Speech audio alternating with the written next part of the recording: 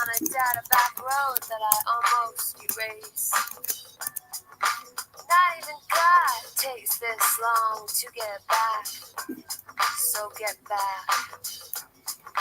Cause I hit a fork in the road, I lost my way home, cut off from the main line like a disconnected modem. Hello,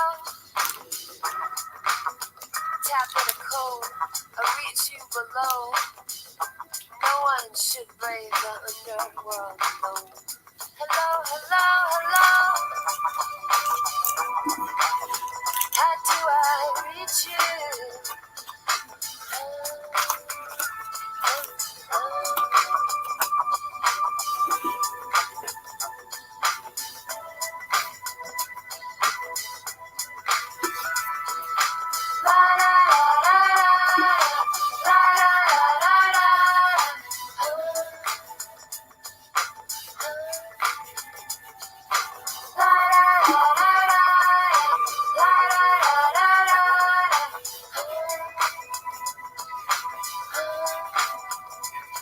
Word has it on the wire that you don't know who you are.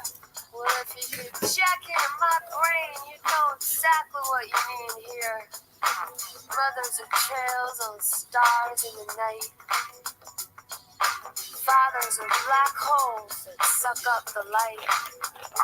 That's the memory I five on the fringe, along with the memory of the pain you lived in. Hello? I don't have the password, but the path is chain linked. So if you got the time, set the tone to sing. Tap in a code out each Are you out there?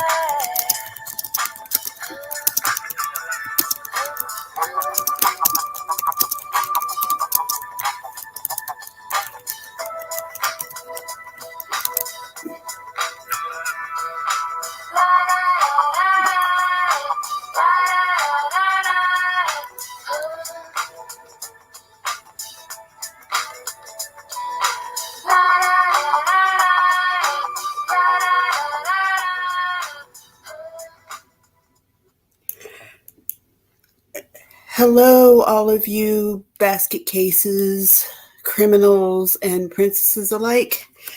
Welcome back to detention. This is BCF, and tonight, we had actually planned to do things a little differently, but things don't always work out the way you plan it. Tonight was supposed to be a live run by my good friend Copper. She was going to have the floor and basically run it herself. I don't know what happened, but she's not here. So we are going to maybe just hang out and shoot the breeze and see if she shows up.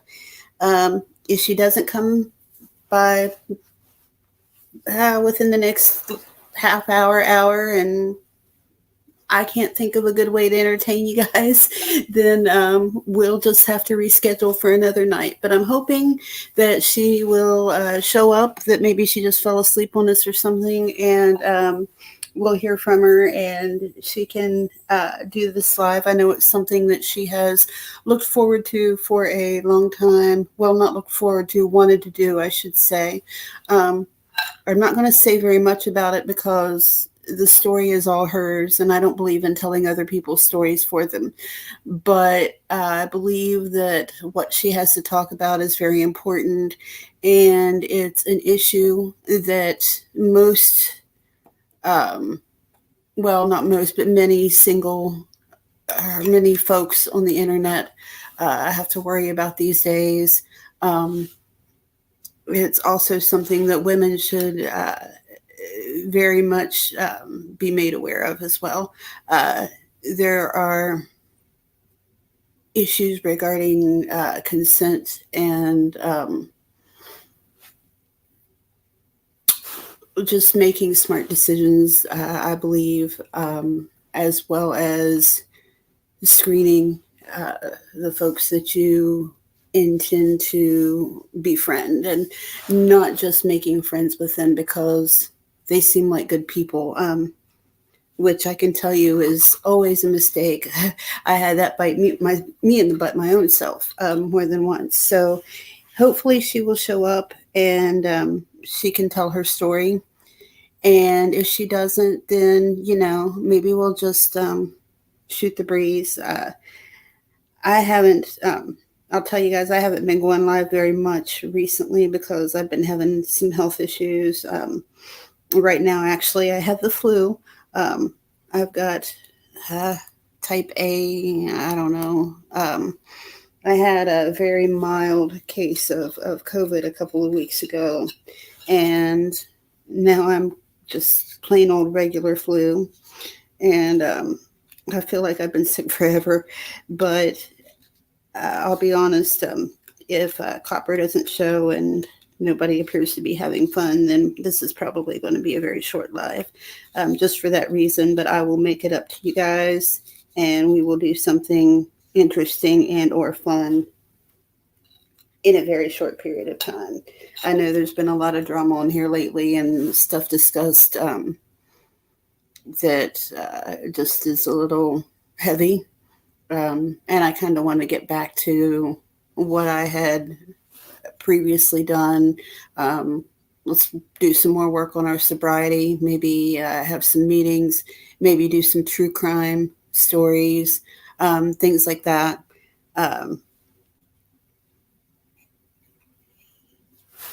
It doesn't always have to be about trying to change the world and stuff like that. We can still do live streams on the history of vibrators if we want to, right? Am I right?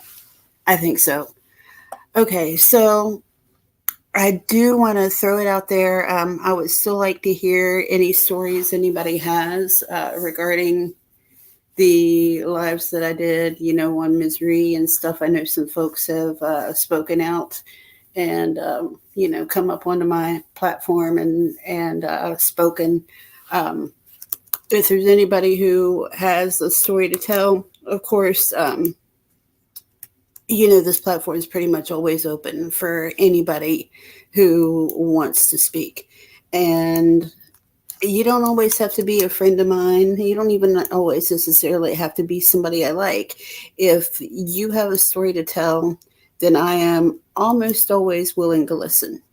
And I try not to let any personal feelings I might have about that person get in the way of it, because I believe everybody deserves to have a voice, and they deserve the chance to be heard. So, if you would like to contact me, if you have something to add to anything from my previous lives, just email me at answerthequestionclaire@hotmail.com. And the other thing I'll say is anybody that we discuss, whether our feelings about that person or those people are positive or negative, regardless of whatever bad things somebody may or may not have done, we never condone sending hate to anybody at this channel. Our motto is, if you want to help somebody who's been hurt, send them love. Don't send hate to the person who hurt them. Send love to the person who was hurt. So with the platitudes out of the way,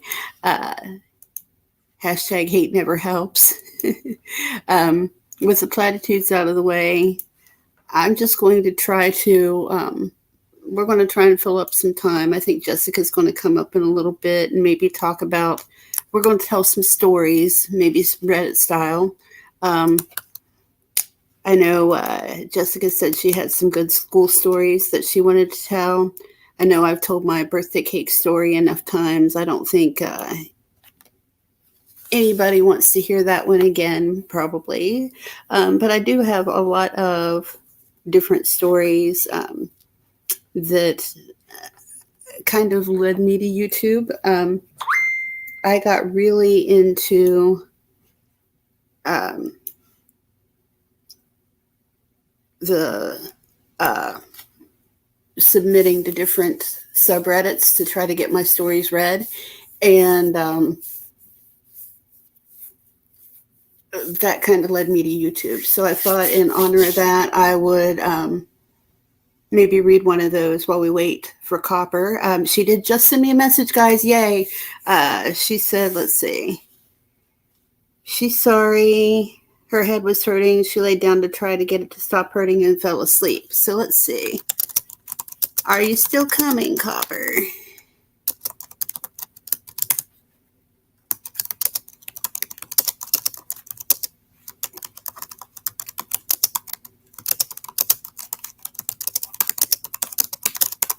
If she's not feeling well, we can always reschedule it. I'm sure nobody will be mad at that.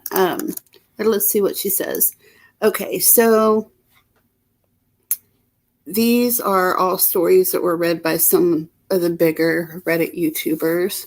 Actually, in honor of the last couple of live streams I did, this is the one that actually really and truly brought me to Reddit, believe it or not, because at the time I was a big fan of Misery, and he did read one of my stories. So I'll read that one because it is kind of funny. This took place in the very first apartment that I lived in with boyfriend, also known as the Hologram. And it's called How to Dispose of Choosing Beggars, the Valtrex edition. And bear with me here. Oh, doggone it. I can't read a YouTube post. Give me just a moment, folks. Okay, let's see.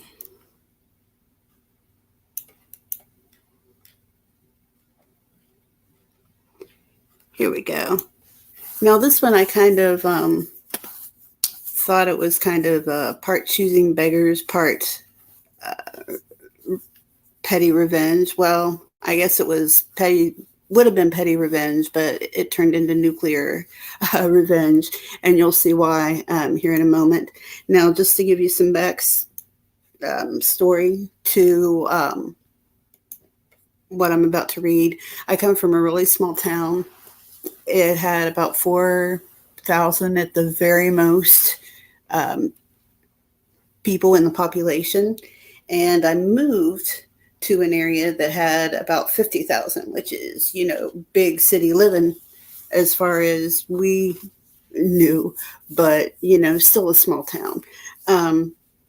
So it was a college town and, kind of a party place at the time. It was actually kind of a nice place to live. It's not now. The opioid crisis has hit it really hard. So it's actually kind of rotting from the inside out and not good at all. Oh, hi, Cass. Yeah, Copper's okay. She had a headache, and I think she's coming. The book story, I don't know. It's the one that Misery read. It's the only one of mine that he ever read. So anyway, so when the Hologram and I first moved away from Armpit, which is the small town with 4,000 people, to Ass Crack, which is the bigger opioid-riddled cesspool, well, that it became. It was a nice college town at the time. So we moved from Armpit to Ass Crack around 1996 or so. And we moved into an apartment building that was really a huge house that was broken up into 5 or 6 apartments, which, is pretty common in college areas. Take a big home that, would normally be like a mansion and bust it up into a bunch of apartments and try to wring every last dollar you can out of it every month.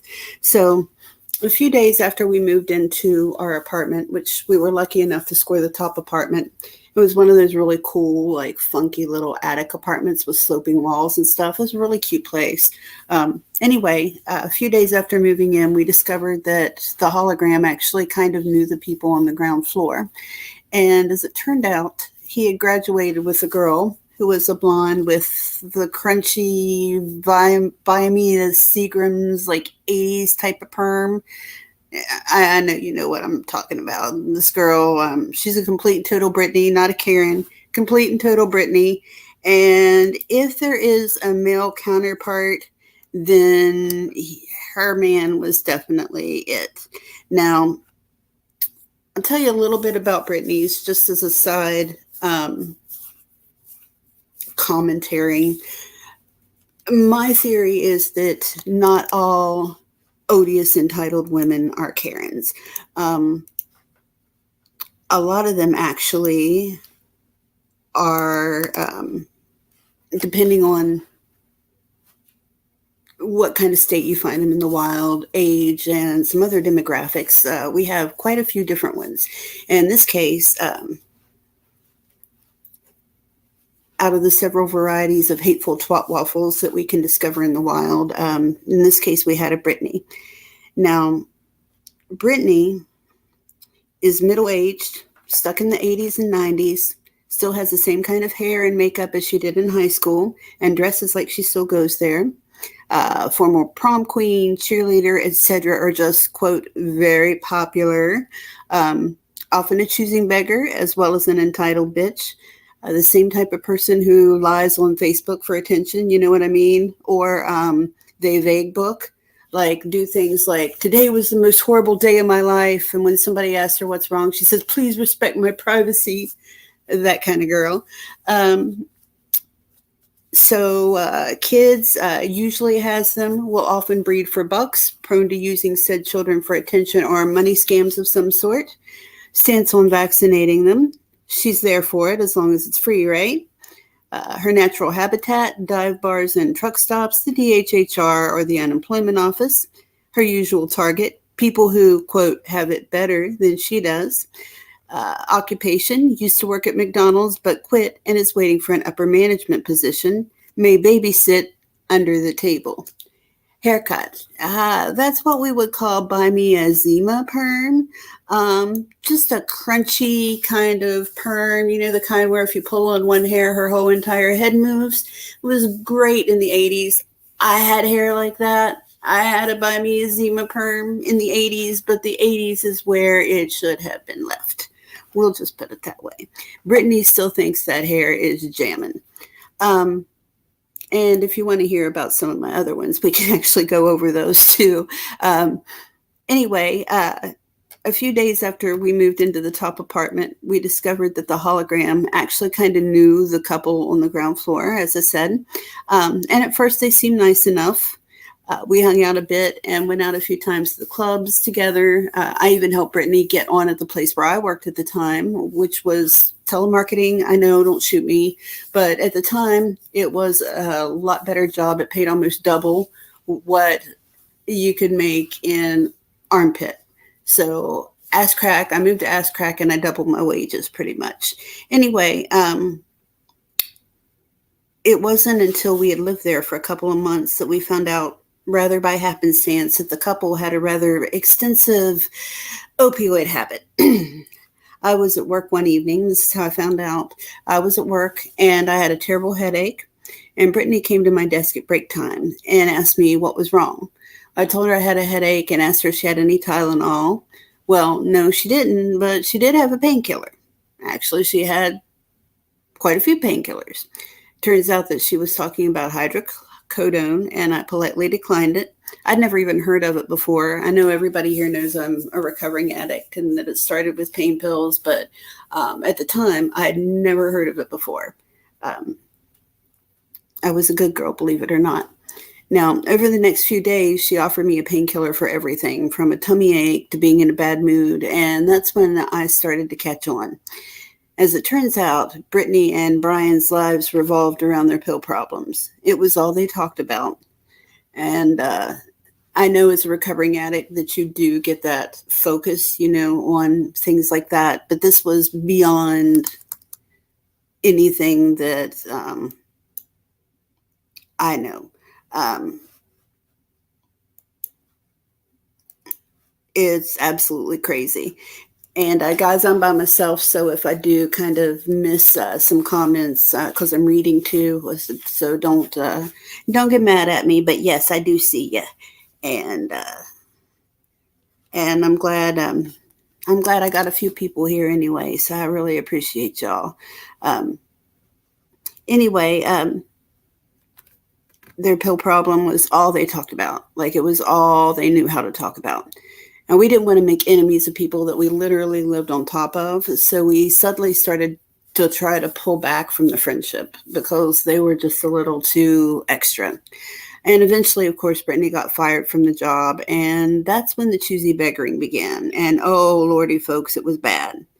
Now it started off, kind of mild. They asked us to borrow $20. We did it and they paid us back, no problem. And the next thing that happened is that they wanted to share their cable account. I know they went from $20 to let's commit a crime together. And since we were all in the same building, we could run a line from one apartment to the other and nobody would know. And their idea was that we take turns paying each month. I pay this month, you pay next month. And of course, we went first, of course. I did not like this at all, but I figured that if it did go pear-shaped, we would have a legitimate excuse to get rid of them, and that might actually be a cheaper than, other scenarios I could envision. So the third thing that happened was that Brittany comes to our door in tears, said that Brian was downstairs crying, that they had no food in the house, and Brian's children were with him for the weekend and they were hungry. Now, we weren't exactly what you might call domesticated then. I mean, I was 22. The hologram was 23 or 24 at the time. So it wasn't like we had kids, we were nesting or anything like that. We were still in the weekend party mode kind of phase. So we didn't have food to give them. We didn't have a full pantry. I couldn't go down and raid my food stash and send them back with something to eat. But we're soft-hearted, and I've always been soft when it comes to kids. And I won't lie, I was kind of naive back then. So we gave them some money for food, and it was, I think, $50 maybe. The next day, Brittany comes back, and she's going on and on and on about Brian's pill issue. Not hers. No, it was all Brian to hear her talk about it. So sometime during the conversation, she says that Brian had made her lie to her parents and say they needed food for the children to get money for drugs. The hologram and I just kind of looked at each other. Dead silence for a good 30 seconds. We didn't say a word to her about it at the time, but we were both quietly furious. And a few days later, our cable was turned off. So the account was in Brittany and Brian's name, and we went down to their apartment to find out what was going on. They tried to cover it up at first. Well, I should say before this that we had given them the money for the cable because we decided we were going to pay first. So we had already given them the money for that month, but our cable was shut off. So they tried to cover their asses by making excuses and hemming and hawing around. It didn't take long to figure out that the bill hadn't been paid in, a couple of months. We'd given them the money for the cable bill that month, and they spent it on something else. Gee, I wonder what that might have been. I don't know. We'll have to think about that. So we ended up opening our own account, and they actually had the nerve, and I shit you not, to ask us to share with them. That's a nope for me, dog. Not going to go there again. Fool me once, shame on you. Fool me twice, shame on me. And any other cliches that you can apply to this situation. So then they started getting really pushy about the issue, and a few words got exchanged. It wasn't a very pleasant conversation, but we finally had the excuse we needed to cut them off. The problem was that they would not leave us alone. And over a situation where they were completely in the wrong, over a situation where, it was actually kind of petty because it was cable, not like life-saving services or, food or, anything like that. No, it was cable. And what happened was they started bad mouthing us to other people in the building, any mutual acquaintances we had. They stole things out of our cars. They called in noise complaints on us and sent the police to beat on our doors, waking us up at 2 and 3 a.m. I mean, we were sleeping and they are calling in noise complaints. There were a few other things too, but, finally I just got fed up. So one night while I was watching TV, a commercial for Valtrex comes on, and I got an idea. So as it turns out, or at least at the time, as it turned out, the first few doses of the anti-herpes medication was free. And all we needed was a name and an address to have free information and a voucher for the free sample sent to somebody's home. So we dialed the phone number and sat back and waited. Now, I know that the subscribing people to junk mail or dirty magazines is kind of a cliche. It's not very original, but we didn't really expect anything to come of it either. What we had hoped for at most was, a little annoyance, maybe a blow up of some sort. We actually figured that they would think it was us because, to be honest, we got a lot of amusement with our mutual friends, like sending the stupid things back and forth. I mean, just so lame, but we thought it was hilarious at the time. Anyway, we hoped for at most was a little blow up of some sort. We figured if we were lucky, there might be a fight and some cheating accusations. Maybe if fortune really smiled upon us, they might break up, maybe move out. What we got was so much more than that. It was, in fact, low-key glorious. So about 10 days after we made the call, a huge ruckus outside got our attention. Brittany was in a rage. I mean, she was just off on another level. She was in the yard screaming at Brian, calling him every name in the book, and Brian was standing there haplessly watching as she threw his belongings into the street. Clothes were everywhere. A TV and a lamp smashed on the sidewalk. Brittany sat in the middle of it like a blonde banshee in booty shorts, cursing and screaming at the top of her lungs, and we were extremely gratified when she screamed, "Which of his feckin' hoes gave it to him?" So eventually Brian loses patience and the two start just flat out brawling in the middle of the street. Beer bottles and gauntlets were thrown. A weave was snatched off. It was a scene fit for the Jerry Springer show. Now, eventually, the police showed up, and Brittany and Brian were driven off in the city's free black and white cab service. I'm sure you all know what we're talking about. And they were taken to spend the night in the city's free hotel accommodations, aka the county jail.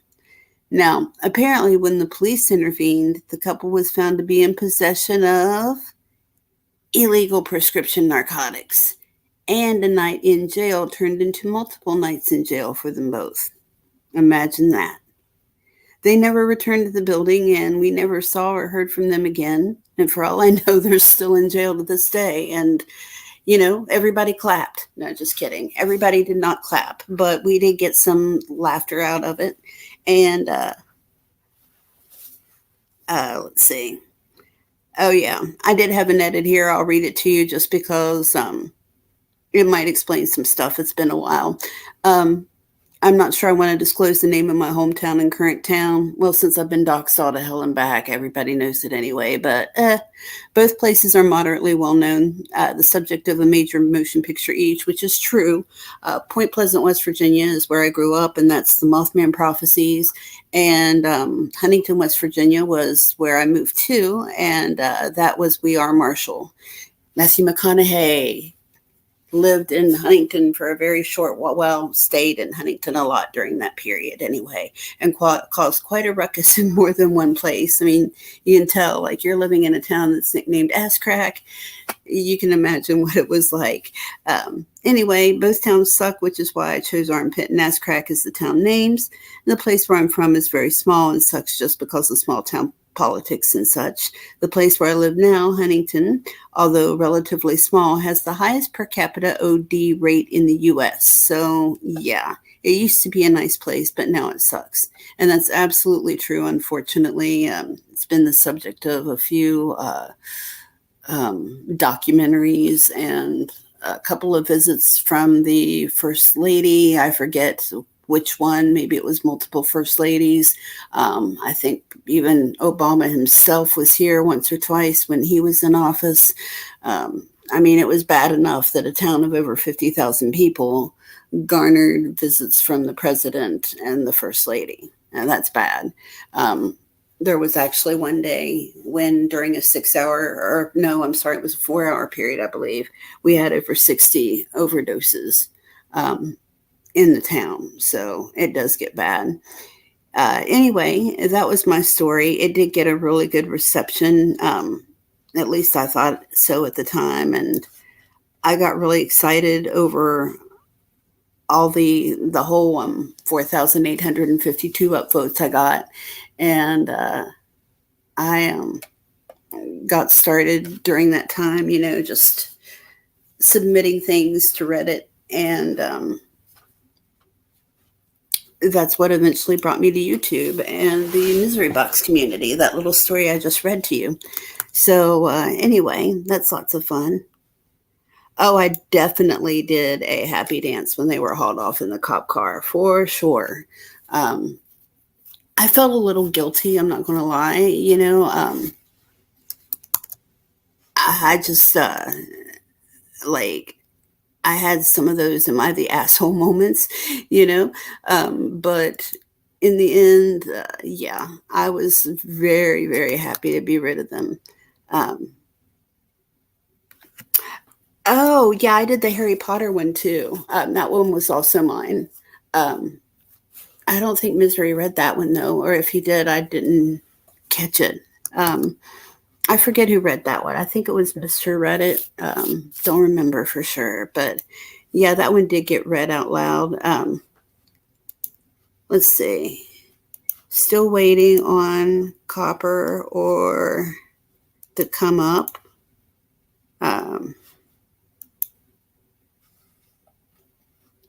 Hang on just a second. I'll message her again. See if she's planning on coming.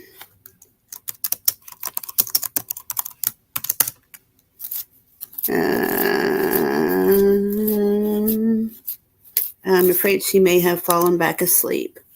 Oh, Jessica was saying she might come up, but what do you think, Cass? Do you want to hear do you think I should do the Harry Potter story, or would you like to hear something else? I can read some of the ones I've submitted, and you can tell me if you've heard it before, if you want to hear something new. Let's see.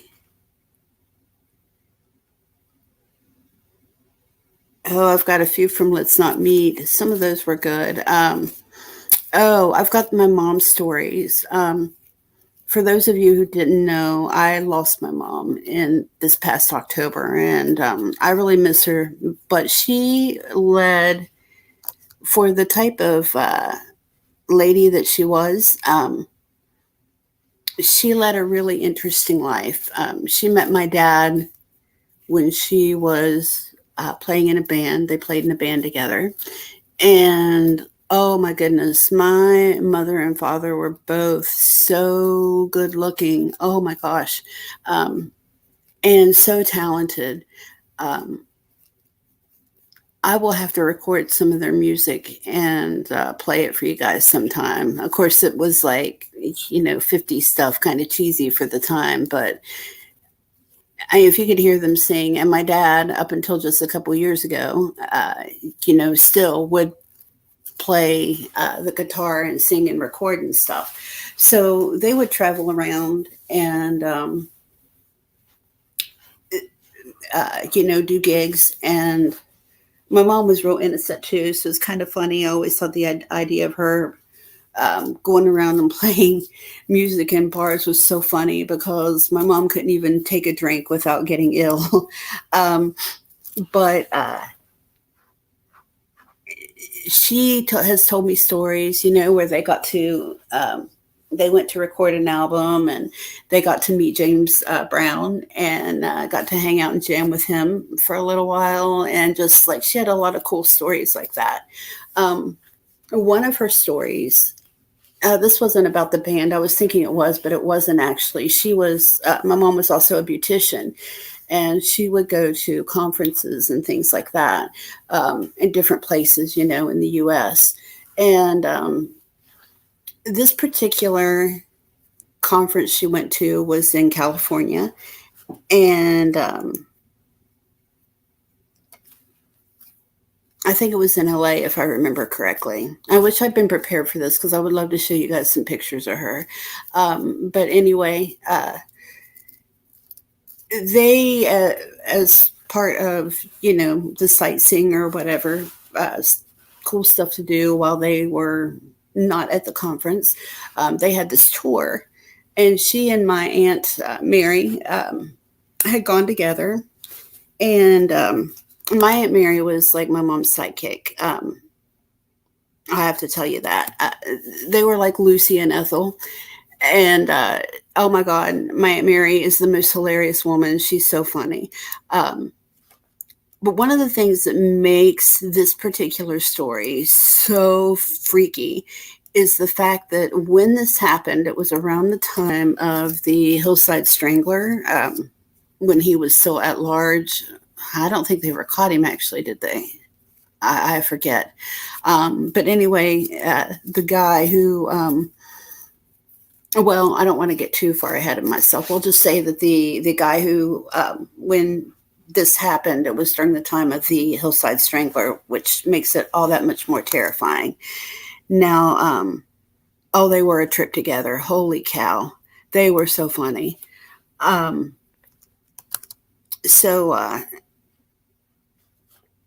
mom, my nickname from back home is Blunder Woman.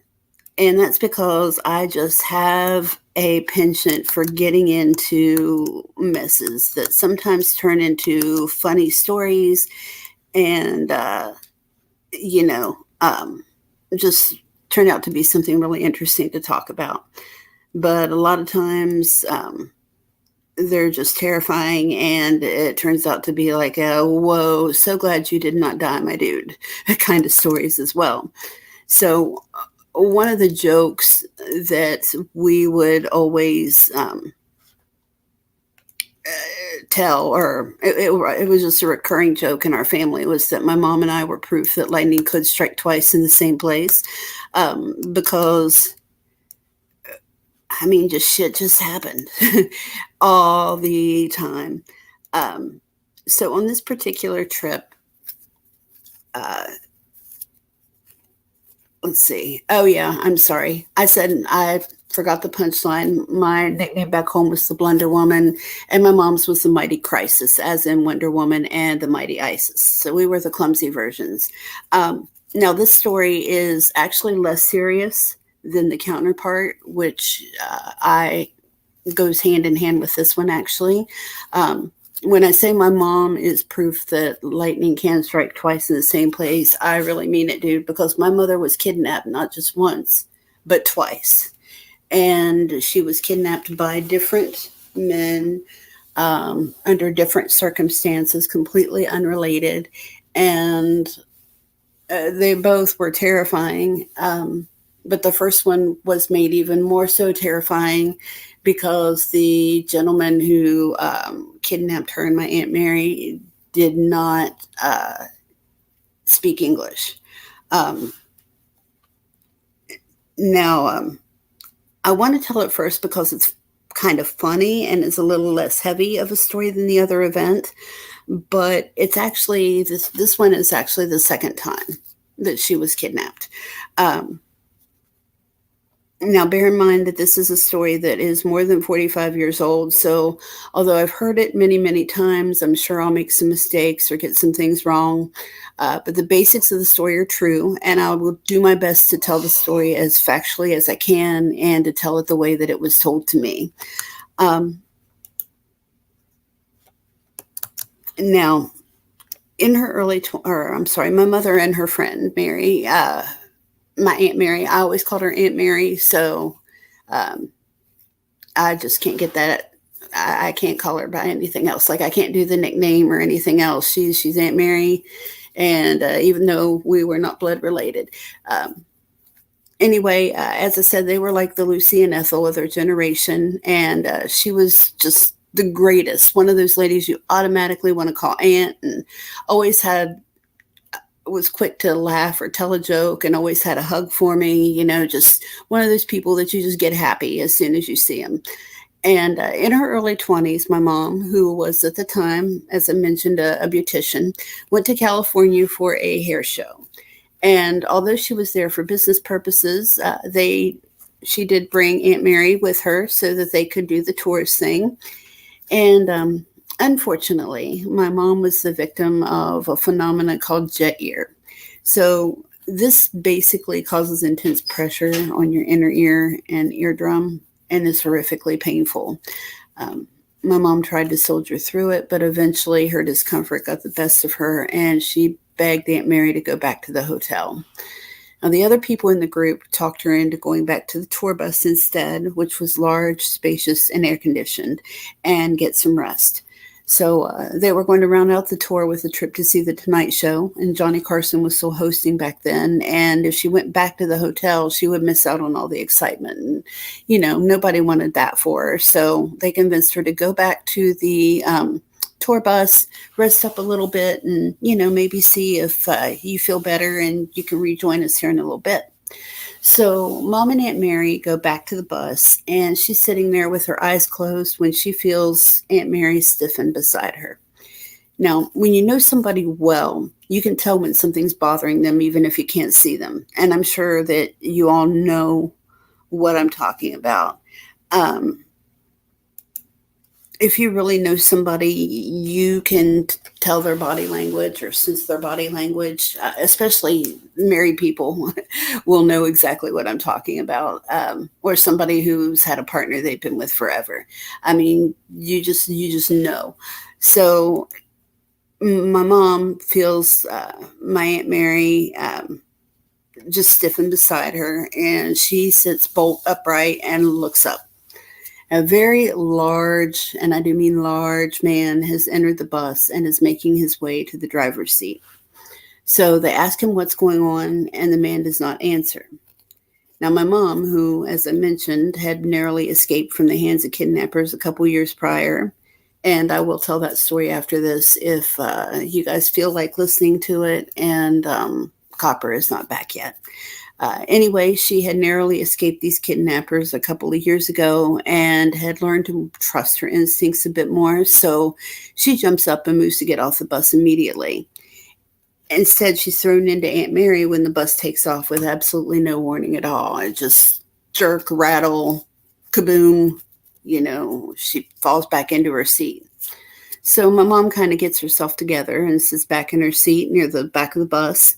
And this was so funny. When my mom told me this story, she talked a lot about Aunt Mary's fingernails. So Aunt Mary grabs my mom's arm and is holding on to her for dear life. And in my mom's words was that she had razor sharp, talon-like fingernails, and she was digging them into her arm in her panic. And she was talking about, seeing like the little half circles of blood when she looked at her arm later. But, she just also was talking about how they kind of kept her focused too. Like when she was digging into her arm like that, it kind of helped her to stay focused and to kind of keep it together. So anyway, the bus goes on for a while and turns into a side road.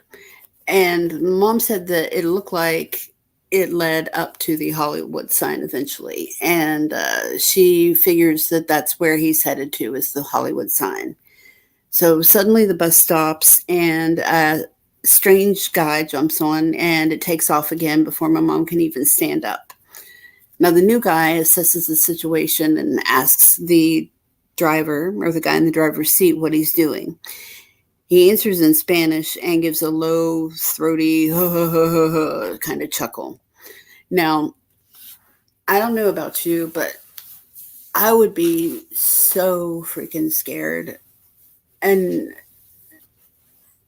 I mean, the guy obviously understood English, but wouldn't speak in anything but Spanish. And hearing a conversation go on in front of me that was obviously about me and what was about to happen to me was going on in front of me. I don't know, just it's so much more terrifying than just hearing like murmuring you can't make out or something. I don't know why that, but why it seems so much more terrifying to me, but it does. Anyway, because of what had happened to her in the past, because of her experience with being kidnapped in the past, anyway, my mom just gets mad. She decided that she was never going to go through this, meaning a kidnapping. She was never going to go through this shit again.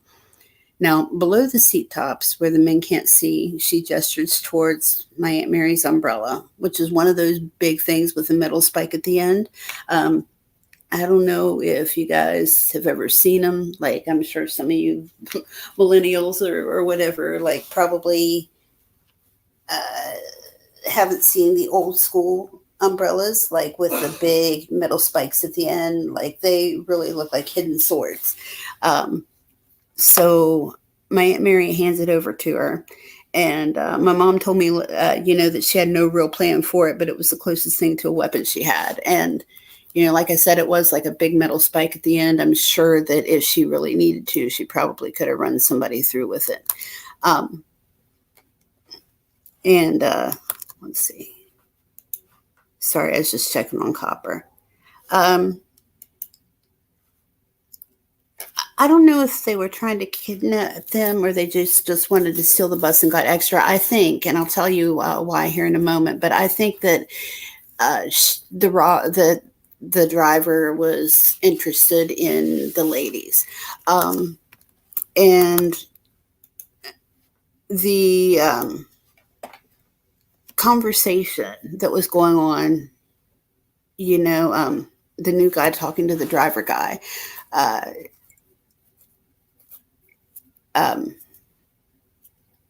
the driver's only speaking in Spanish.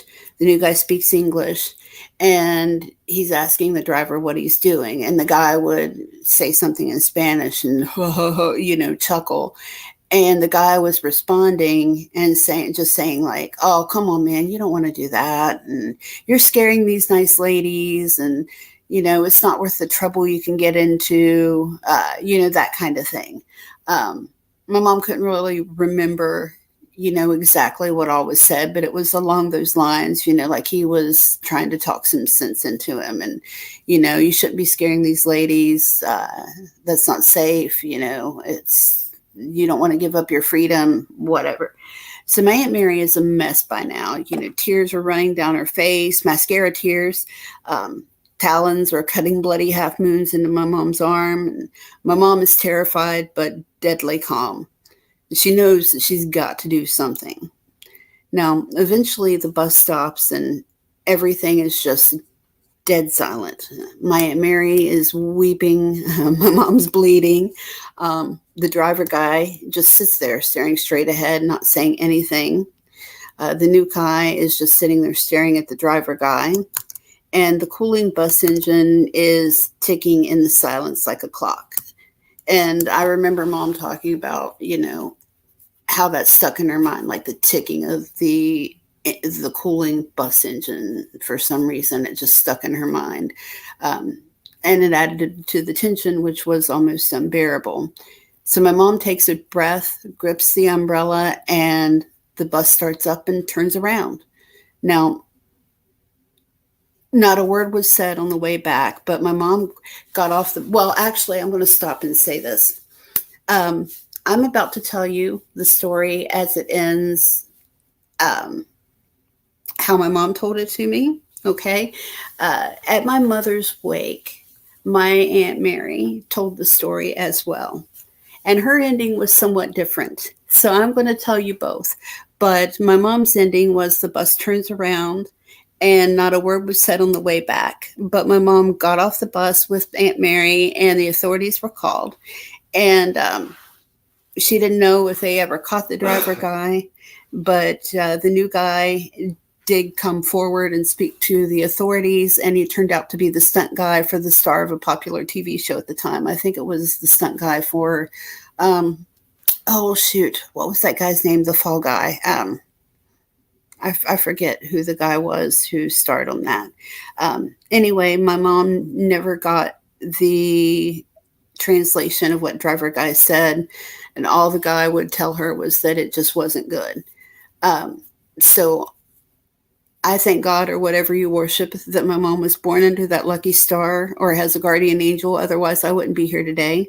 I mean, who gets kidnapped not just once, but twice and walks away? So now we know lightning can truly strike twice in the same place, right? But here's what I find amusing. And my mom was, yes, the tips on those umbrellas were like 4 to 6 inches for sure. And that's okay. Don't go ahead and comment. Like, I like comments, so keep them going. We'll get other people talking if they're here. Anyway, at my mom's wake or celebration, my Aunt Mary was there, and she told the story. Well, I wanted her to tell it because I don't know, just the way my mom told it was always so funny. And my Aunt Mary is a hilarious woman, like way, way funnier than my mom even. So I just knew that it'd be entertaining. And, you know, we were reminiscing and everything anyway. So I asked her to tell the story. Lee Majors, thank you. Thank you. Anyway, so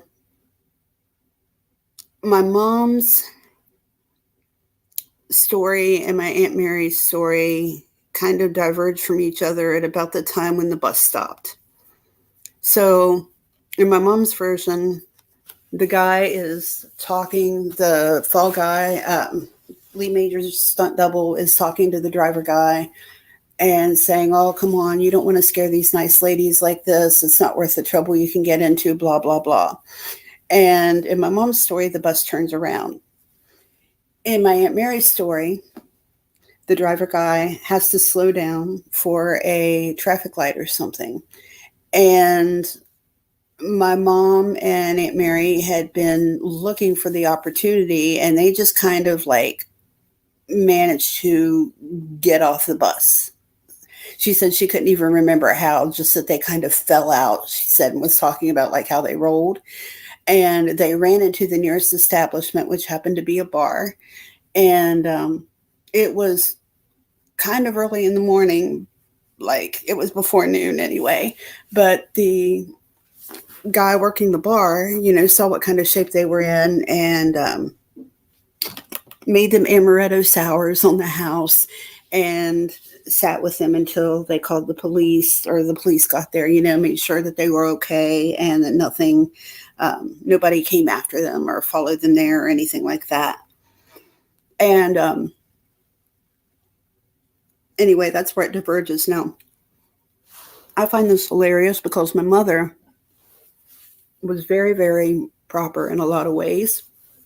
And I honestly believe that she told us the story the way that she told it because she didn't want to let her kids know that she went into a bar and drank something alcoholic before noon, which under the circumstances, you know, like, okay, you know, I think you would have every right to have yourself a little amaretto sour, but I just know in my heart that that's why she told it that way, and I just find that so cute. I mean, my mom was so proper that it was so cute sometimes. So the other story, which actually happened before the one I just told, was about getting a stamp, I want to say. Anyway, it was about having to go to it was about getting a tax form late at night. So our town, as I mentioned, the town I grew up in was tiny. And it was the kind, we had the post office that was like where the lobby was open 24 hours a day, even after the place was closed. So you could go in and get tax forms and buy stamps from the vending machines and things like that at all hours, no matter what time. And I think this happened when she was in her early 20s. And because it is unbelievable that a person could be kidnapped twice, I want to preface this by saying that I actually have a copy of the news article from this incident. Because the second one happened in California, of course, I don't. And I don't think it ever made the news, the one that happened in California, because it was more like I don't know. I don't think it was actually considered a kidnapping, technically. I hate made up and embellished stories, really. If you want to write fiction. Don't make up stuff and swear it's true. That's stupid. So I actually, when I wrote this down originally for Reddit, I called my mom and asked her to clarify some things before I even wrote this, because I wanted to make sure I had it right. This story is very important to me because my mother really came close to dying when this happened, and it's just a miracle that she made it out, that she was as smart and as brave as she was, because I think if I'd been in this situation, I don't know that I would have fared as well as she did. Now, this story is told to me. This is the story as it was told to me. I did my best to tell it in her own words. I didn't get it word for word, of course, but I did my best. Now, until sometime in the new millennium, the small town in which I grew up was your typical small town, the kind of place where crime did not happen. If there was a crime, it was something akin to Sadie Cooper stole Miss Jenkins' Firebird and took it a joyriding, or Chad Elkins broke into, insert rival school name, and spray painted the school's mascot's rule on the walls. So simply put, our town was safe. We didn't lock our car doors. We did not lock our cars. When I was very young, my mom even left, and this is no joke, and my mom even left her purse in her car 24/7, left her keys in the ignition, and I picked up that habit. So when I moved from armpit to ass crack, I can't tell you how many times I had to call a locksmith because I locked my keys into my car. Although she never locked it, no one ever messed with it. We later had to stop doing that and start locking our doors because of an entitled neighbor that we had. And this guy, oh my gosh, he was just something else. We even caught him stealing the lava rocks out of our flower bed one night to use in his flower bed. I mean, he was just something. But anyway, when they first moved into the house that I grew up in, my dad worked for, I forget what company, but I do know it was a good job, and he worked the night shift. So one night while he was at work, my mom was puttering around the house, doing laundry and ironing in front of the TV and, just being all housewifey. And, well, not housewifey, I'm sorry. My mom was a boss babe. She owned her own business, which she ran herself, and she worked there herself. It was not a haircutting, I'm sorry. It was a beauty salon. And she was a boss babe. So I'm sorry. I'm sorry, Mom. I didn't mean to call you a housewife because she wasn't. Anyway, one night while he was at work, she's puttering around the house, doing laundry and ironing and stuff in front of the TV, and she got a little lonely, so she decided to let the cats in. Now, my dad thought that animals were dirty, And he was pretty adamant about leaving the cats outside. So she was in the habit of letting Daffy Duck and little Kitty in to keep her company when he was at work and then putting them out before he got home. It was, just her little kind of secret that she kept from my dad. So while she was ironing, she noticed a rip in my dad's pants and her sewing machine was broken. So she decided to go to my grandmother's house to use hers. And she decided to let the cats stay where they were because she was coming right back. Now, on the way to grandma's, and I'm sorry, but no story, no story that goes peaceably ever starts on the way to grandma's house. You ever notice that? Like, if you're going to grandma's house, some kind of misadventure is going to befall you. I'm sorry, I just had to, it just struck me funny for a moment. I saw on the way to grandma's house and made me think of Little Red Riding Hood or something. And I was like, nothing good ever comes from that. Anyway, I'm sorry. On the way to grandma's, she decides to stop by the post office to pick up a tax form that she needed for her attorney who was filing her taxes for her. Remember, I said she was a boss babe. So back in those days, the lobby of the post office was open all night long. You could go in and buy stamps, get tax forms 24/7. Oh, and also important to know is at the time, my mom had a really, really cool sporty car. It was something like a Camaro or a Trans Am or a Thunderbird or something like that. Something that was really cool for the early 70s. Since it was late and she knew she'd be running right in and right out, my mom did the lazy thing and she left the car running with the keys in the ignition. Once again, super common to do. People did it all the time back then. This was, after all, everyday USA, and crime didn't happen here. Famous last words. So when she got back into the car, her mind was on a million other things, notably the rip in Dad's pants. So she didn't even notice at first that there were two men in the back seat of her car until she looked back to pull out.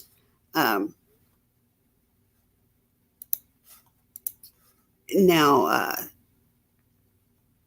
I don't know the exact verbal exchange here, so I won't even try to invent it. I don't think it's needed. Basically, they told her to drive and not make any trouble. They had a gun, it was loaded, etc.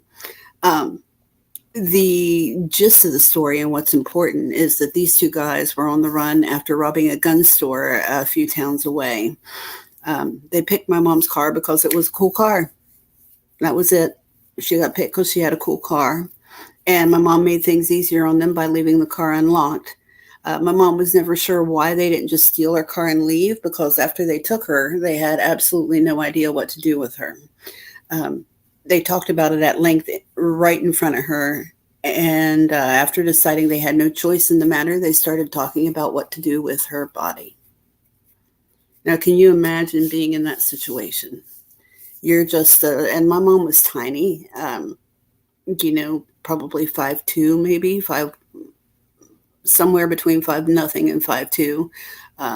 She's very pretty, but very small, probably 110 pounds, and here she is driving her car with two men in the back seat talking about what they're going to do with her body. And the hours pass and they're getting further and further from home. And luckily, my mom is a survivor. She was a survivor. She never gave up hope, never stopped looking for an escape, a way out, a means of rescue. And of course, an hours long road trip necessitated stops from time to time for restroom breaks and fueling. The men actually let my mom use the restroom, but they always stood outside the door, so they could hear and see what she was doing. So finally they stopped for a break, and the restroom my mom goes into has a small window. And of course, it's too small to climb through, but she can see a vacant lot through it, and she decides that, she's got to do something. So what she's going to do is she's going to go out and make a break for it and try to run across that field and hope that they don't shoot her before she can make it across the field and to help.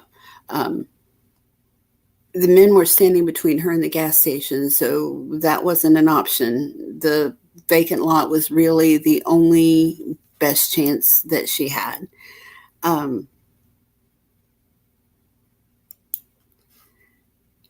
So when she exits the restroom, she sees that by some miracle, the men have actually like stepped around the corner, and which is something they hadn't done before, as far as she knew. And they aren't far. She can hear their voices. She can see their backs, but they're not looking directly at her. So my mom screws up her courage and prepares to run. And the most wonderful thing happens. A police car pulls in. So my mom's still scared, and she doesn't want to attract the attention of her captors. They can't see her from where she's standing, but if she steps into the parking lot, she'll be within eyesight. Basically, if she steps to either side, she's probably going to be within eyesight. She doesn't want them to hear her. She had already been showed their guns. Remember, they robbed a gun store. And they had shown her the gun that they were going to shoot her with. She had seen it. She had seen the bullets, knew it was loaded, knew it was ready to go.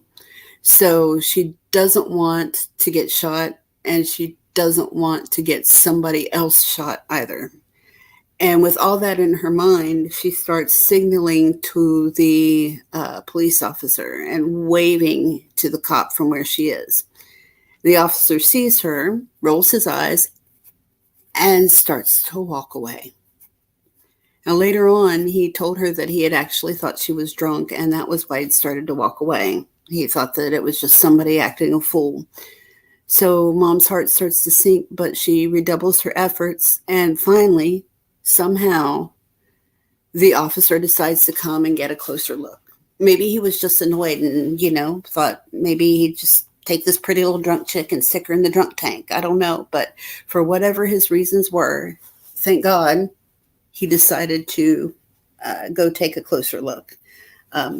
Once again, I'm not sure of the verbal exchange, but my mom told him what was going on. And, well, this is one story where the police saved the day and the villain actually goes to jail. And everybody clapped. No, just kidding. My mom is taken to the nearest cop shop to give her statement, and my dad is called to get her. I've asked my mom how long her ordeal was, and she actually had no clue how long they had her. She knows it was less than 24 hours, and she knows my dad was off work by the time she called him, but that's about it. Mom says that she got into the car with my dad, and he was strangely silent.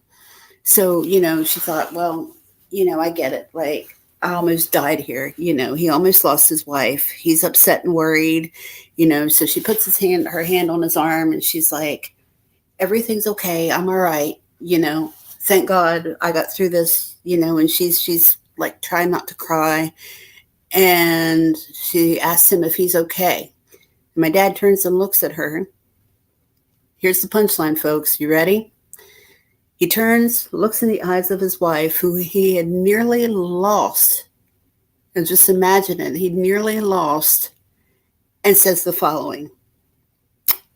I thought we agreed that the cats were to stay outside. The end. That's my dad. Yes, I'm very happy she made it out safely too, Cass. My mom was a living miracle. And while I was reading, somebody, either Copper or Jess, tried to come up. So whoever it was, go ahead and try again. We want to hear your story. I'm sorry. If anybody else has a story they want to tell too, I'd love to hear it.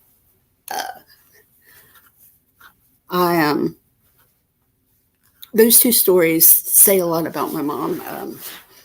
My mom had a wicked sense of humor, but she also had a way of just managing to, like when you least expected it, she could just stand up for herself in a way that was just so savage that you just, oh my gosh, you'd be left with your jaw hanging open. She seemed very timid, especially when she was younger, because she was small and she was, pretty and blah, blah, blah. And one of my favorite stories, and one of the reasons is because it sounds like something I do. Now, I'm going to say, because this is going to make my dad sound bad, my dad had a tendency to be very mean sometimes, but he thought he was being funny. It was like he just wasn't a good husband, not because he was like evil or anything. He just didn't know how to,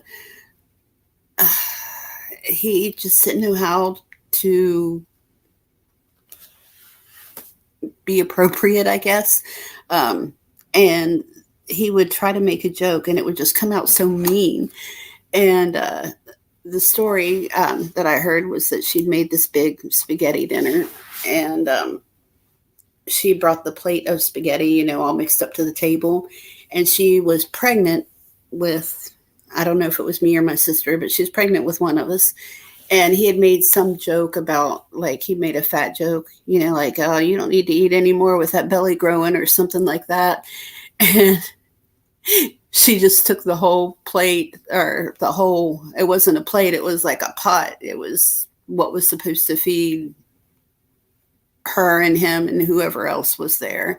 And my dad came from a Syrian family, so there was always a lot of people at the table. Actually, I think until my dad got married, they held to the old school traditions of like living with the family once you got married, and the wife just came and lived with the family, and everybody grew up together. Like, that was kind of how they did it. So anyway, he makes the stupid fat joke, and my mom just took the plate of spaghetti and sauce all mixed up together and all garlicky and yummy, and just like dumps it right over his head right at the dinner table in front of everybody. And I don't know why, but I just like, oh my gosh, it just made me giggle so hard. Another story that she told me was about how this guy bullied her real bad when she was like in 4th grade, I think. She started developing early, and boys can be gross. Boys can be really gross, especially when they're in their preteens. And there was a gross boy who would do and say gross things to her, and she was like walking like through the auditorium or something. I know they were on bleachers, and I forget, like, I think he grabbed her butt and said something gross to her, and she just turned around and just cold cocked him. And when she did, he fell off the bleachers and broke his wristwatch. So he jumps up, and he's got like I think he had a bloody nose too. And he's crying, and you broke my watch. You broke my watch. And she said that the guy's parents actually came to her house and tried to make her parents pay for the wristwatch, my grandma and grandpa. And when my grandpa told the mother what he'd done to get hit, the mother cold-cocked the son too. And what makes the thing even so much funnier was that when my mom got divorced, she met this guy, and he'd actually grown up to be super handsome and very successful and stuff. And he asked my mom out on a date. We'd been told this story, and the guy had a pretty unique name. So he was one of those people that I'm from West Virginia, so we're pretty country, and in a lot of places, you go by 3 names instead of 2, if you know what I mean. So like Bobby Sue Jenkins or something like that. Well, this guy had an unusual 3-name name. It wasn't just 3 names like Bubba Joe Turley or Billy Sue Jenkins. It was an unusual 3-name name. So as soon as my mom introduces him to us, my brother's face, my brother was probably like 6 or 7 at the time. His face just lights up and he was like, so I've been thinking, I guess my mom owes you a new wristwatch, don't she? This was like 40 years after it happened. I don't know why. I mean, I guess she just had to be there. It was pretty hilarious. And yes, he did deserve that lap full of spaghetti. Oh, gosh. Come on, Jess. All of my co-hosts abandoned me tonight, guys. What's up with that, huh?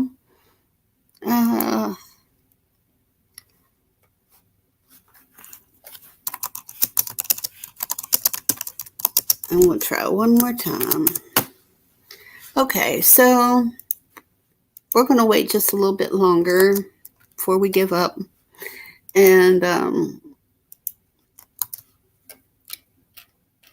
this is something that got some amusement. Of course, this was at the time that I first came to YouTube and Reddit, so it's a couple years old. But I was telling you guys earlier about how I don't believe that every nasty, entitled witch of a woman is a Karen, and that there are several varieties of hateful twat waffles. And I actually made a list of some of the ones that I discovered in the wild. So, of course, there's Karen, and I told you guys about Brittany. So Karen, my description for her is usually large, anywhere from a little overweight to Jabba the Hutt. Not very attractive, very loud voice, will do anything for her darling angel and yells a lot. Kids, at least one, but usually multiple. Stance on vaccinating them, probably an anti-vaxxer, but not necessarily. Have you heard of doTERRA, hun? Those essential oils can be a great substitute for vaccinations. Natural habitat, the soccer field, her house, restaurants, schools, grocery stores, where she will often tell you all about her haircut. And we all know about her haircut, right? The let me speak to your manager. And for those who have never seen the let me speak to your manager, let's see. I got one for you. Let's see. 1 second. There we go. There it is. Poor Kate Goslin. Her name's Kate, but she has become the face of Karens everywhere, which, I mean, really, she is a super Karen, but still, like, God, that hair's awful. Whatever made her think that was a good idea? Anyway, so that's Karen. Her usual target is anyone and everyone who crosses her path. Occupation, soccer mom, MLM, or as she likes to call it, self-employed, or boss babe. MLMs, multi-level marketings, also known as pyramid schemes. So let's see. The next one is Nancy, who is not quite a Karen, but not an innocent mom either. And by the way, all these are all people who star in one of my stories. So, yeah, just so you know. Anyway, not quite a Karen, but not an innocent mom either. Would be a Karen if she wasn't so concerned with appearances. Was probably a pretty girl once upon a time, but appears aggressively capable and likes to flaunt it in your face. The office bitch. Y'all know what I'm talking about. Overly polite, but not above slipping in subtle insults, like asking why you aren't married or telling you that you'll reconsider your decision not to have kids when you grow up and aren't so selfish anymore. Loves to talk about how fulfilling and happy her life is, but her perma-smile cannot mask the resting bitch face that lies beneath it. Kids. Oh, yes, definitely. That's why she has no time for herself any longer, even though they're all over the age of 20. Stance on vaccinating. Depends on what the current attitude is among her group of friends. Natural habitat, MLM parties, the office, and her flower garden. Usual target, young women, especially those that are single and childless. Occupation, semi-retired. Will probably work at the office and an MLM and tell you that she has multiple jobs, even though her work time probably figures out to 20 hours a week. Haircut, the Hell Mom. Now, I don't know if you guys know the Hell Mom. Like, I know the Hell Mom, but it was a standard mom cut for women born before the 70s, and it's so named for its resemblance to a curl helmet. And my mom actually adapted a Hell Mom over a period of time. And this is it. Oops, sorry. This is it. That's the Hell Mom, guys. Gaze on it and be mystified.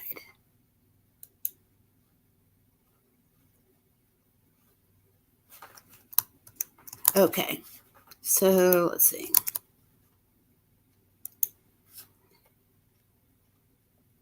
Jennifer. Oh my gosh, Jennifer. Let's talk about Jennifer. Jennifer has more money than you. She thinks she has more class than you. She is definitely better than you. She deserves the finer things and settles for nothing less. Won't accept an engagement ring under $5,000 or a man who earns less than $100K a year. She can even. She just chooses not to. Kids, are you kidding me? She didn't spend however much on her tits, tummy, or ass just to ruin them with pregnancy. Natural habitat, gyms, country clubs, and restaurants. Usual targets, cashiers and servers, basically anyone in the service industry that she can abuse or bully. Occupation, college student, trophy wife, sugar baby. Haircut, the rich girl. Now, this is a long, shiny, straightened to within an inch of its life or artfully tousled to give a beachy or a freshly fucked look. And that is the Jennifer haircut. Yes, there we go. And if you see here how this one in particular, has the fake headband hair arch that goes along with it. Yes, that is how you distinguish it from just a regular straight hairdo. Okay, so the next one is Becky.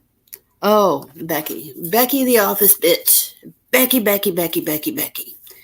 Becky is young, say late teens to late 20s, given to petty behavior, especially if not given her way. Will smile in your face and call you a bitch as soon as you turn your back. Becky is your basic bitch. Natural habitat. Popular bars, college campuses, and the office. Kids. Not yet. Knocking wood. Stance on vaccinating them, usually an anti-vaxxer and with essential oils, hun. Occupation, MLM company, self-employed, or office gossip. She's usually a receptionist or office manager, but likes to pretend like she runs the whole entire building. Usual targets, people her own age, women who are attractive or successful, anyone she sees as a threat. She'll try to bring you down, and she'll do it with a smile on her face. Haircut. It's not a let me speak to the manager. It is I'm going to tell the manager. That's the Becky Bob right there.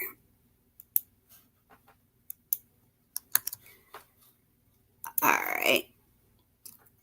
And the worst. The most evil, demonic of all, Christina. The only way I can describe Christina, and this is from personal experiences, folks, as an evil gutter slut. Kids, probably, but her mom, dad, ex, or somebody has custody. Stance on vaccinating them. What? Natural habitat. None. She's not natural. She's a denizen of hell.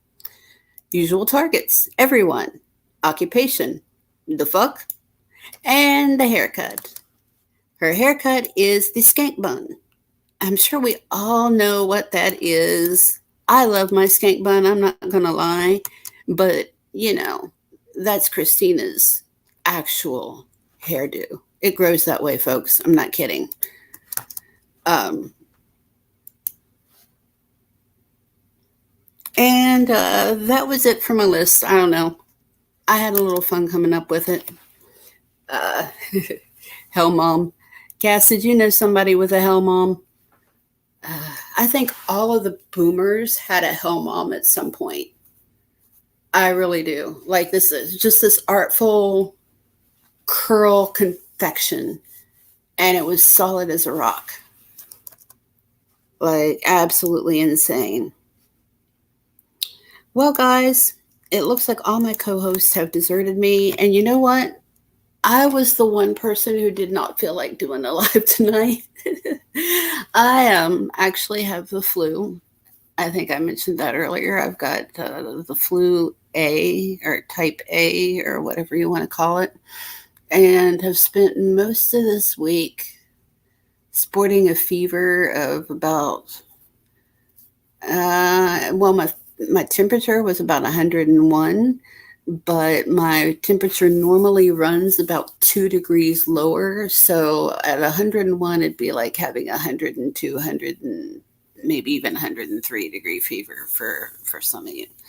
So I've been feeling so crappy, but I wanted to do this like for a copper.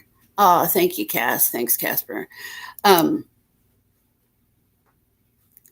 Anyway, I just was not in the mood to do it. I just wanted to sleep. I was so tired.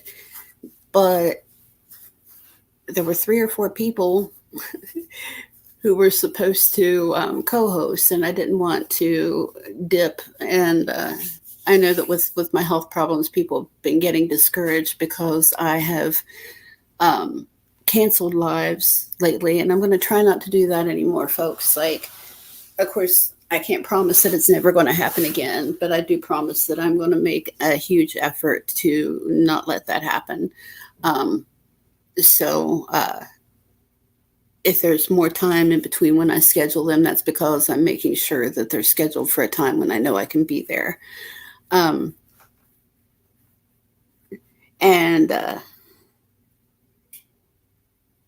Yes, I only shared stories tonight. Yes. And I am keeping the flu to myself. I actually, believe it or not, started feeling better after or as I was talking, like as I was doing this live. So maybe I'm finally starting to get over it. Today would be, I started throwing up on Monday night. So Monday, Tuesday, Wednesday, Thursday. This has been 4 days. So they say the flu is usually about 5 days. So maybe I'm actually getting over it now, finally. Hopefully. Keep our fingers crossed, because I have definitely had enough. Anyway, if you guys enjoyed this, or if anybody who comes along later enjoys this, leave me a comment or email me if you prefer to do that instead. The email, of course, once again, is answerthequestionclaire@hotmail.com. I would love to share stories or have you up to share stories. If you guys like this, we can make it a regular thing. I want to do some more fun stuff on my channel, I think.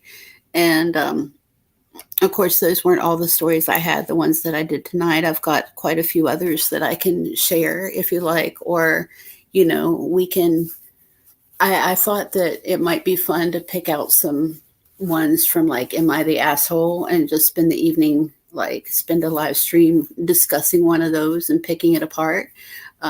So we could try doing that, or I'm open for ideas. Of course, there's always the true crime thing, but I don't really want to categorize this channel. And it seems like if you do 1 or 2 true crime stories, everybody thinks you're true crime. No, I like true crime. I enjoy it a lot, but I don't want to if my attention gets taken up by true crime a lot, then that kind of gets into my head and it gets depressing. So if I do true crime, I try to pick something that has a reason for interest, like the Aqua Tofana story, um, or something like that. I mean, rehashing other people's pain and tragedy, like there's only just so much of that I can do. Um, too much heartbreak. Oh, thank you, Cass. I'm glad you enjoyed it. Um, and if anybody has anything that they would like for me to read out loud, of course, you can always message me or email me um, with that as well. And it can be kept anonymous, or I can credit you, or you can come read it yourself, however you want. One of the things that I've always wanted to do with this channel is to provide a safe place for people who have not done any paneling or gone up on a channel before, and give them a place where they know that they'll be safe and nobody's going to give them a hard time or laugh at them or make fun of them or anything like that. And just give you a chance to try it out and see if it's something you want to do. So anybody who wants to come up on panel at any time, is always welcome. Anybody who has material they want to read or that they want read is welcome to submit that. And I promise you that I will definitely check it out. And if you do like it, or if I do like it, 90% chance probably that I'm going to use it at some point.